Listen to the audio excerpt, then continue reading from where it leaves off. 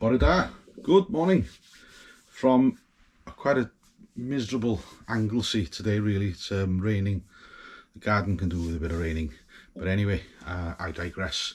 So I've been contemplating a few things this morning, popped into the shed, had a look at how things are doing, progressing. The lager is bubbling away, very happy with that. But whilst I was here, I've been looking at stuff on YouTube, asked a few questions, and sometimes you think, how the hell can I write this question down? But sometimes it's easy to put it on a video. So it's not a major issue, I don't think, but it probably could be a problem if it went over the top as such. But what I'm talking about is, once we fermented the beer, especially in the Grandfather fermenters, let me just show you in one of them. As you can see, it's bubbling away. Now, once that has stopped fermenting, obviously you can see the passage of bubbles going that way, and then I cold crash. What tends to happen then is it'll draw oxygen back in. So I've been trying to look at things to alleviate that really, or stop it completely, if you like. So I've tried a few things. It's just cumbersome. I've seen, you know, the balloon that people put up, and it fills up with the CO2 whilst fermenting, and then when the blowback happens, when you cold crash, it sucks back that in.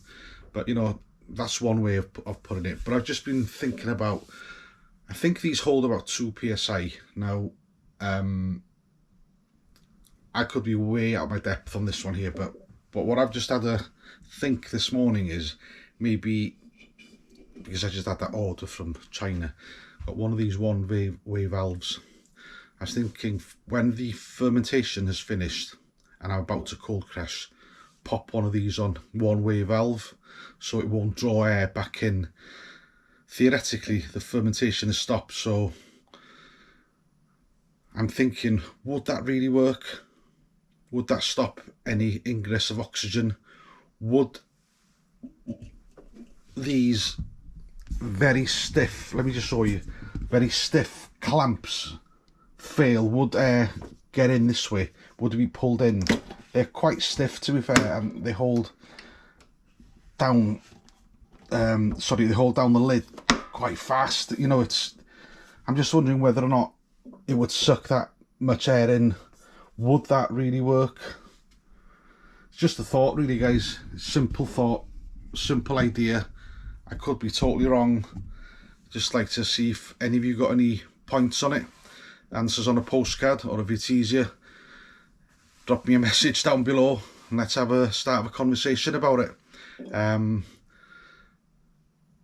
As I said, I'm not too sure how much of an issue it is. I don't think I've had oxygenated beer in any of these, but when you see that blowback going back in, the oxygen being drawn in, you know, it's not something that should happen, and it just bugs away at me really, you know, just does my nuts in really.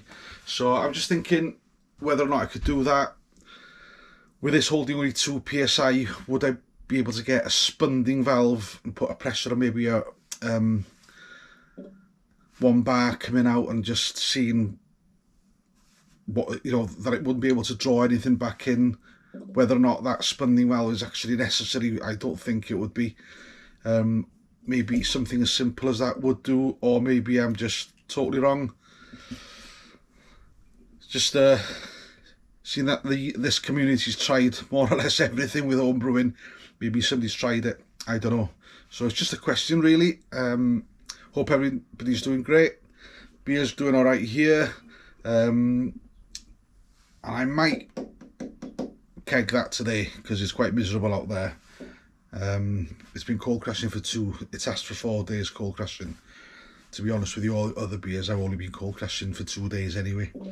So that might be a go later on. But anyway, just a quick one this morning, quick question.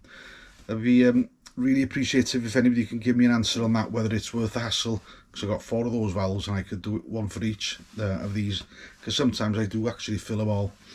So anyway, that's great guys, thanks very much for watching, and I hope to see some answers down there. Thank you, take care guys. Too early for a iechyd da. Ta-ra boys.